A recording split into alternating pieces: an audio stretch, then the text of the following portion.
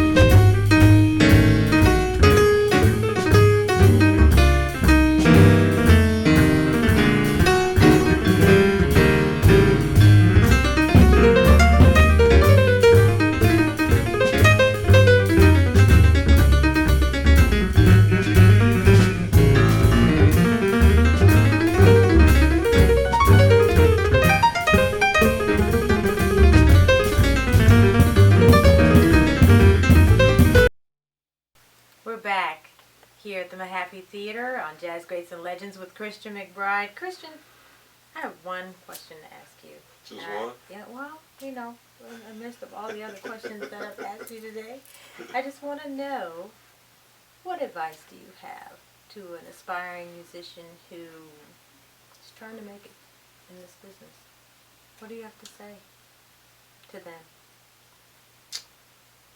Well, you know, I think it has to be a good balance of humility and confidence.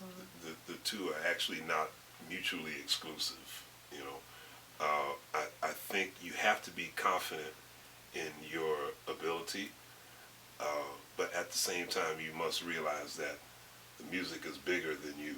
That's true. You know, so you have to serve the music, but you have to study hard enough. You have to practice long enough so that you do feel confident and comfortable, so that you can go in when you do get your opportunity and say, I belong here, and this is why. And then your humility will be able to allow you to feel that pain when you realize you're not ready yet. And now you got to go back to the shed and work on it some more, get your confidence back up, and go out there and say, I'm ready this time. Wow. And then you may or may not be ready. So you got to be able to understand that this music is powerful. You know, it's so much bigger than our own opinions or our own personal likes or dislikes. This music that we play calls for something, and it's up to you to serve it. All right. Well, thank you so much for joining us here. Anytime, Gigi, you know it. It's been such a pleasure. I hope we're gonna look for you out there. I hope this is the first of many visits to your show. You know it is. Right on. You All heard right. it. You heard what she said. Thank you for joining us, and we are now going to go to the concert here on Jazz Greats and Legends.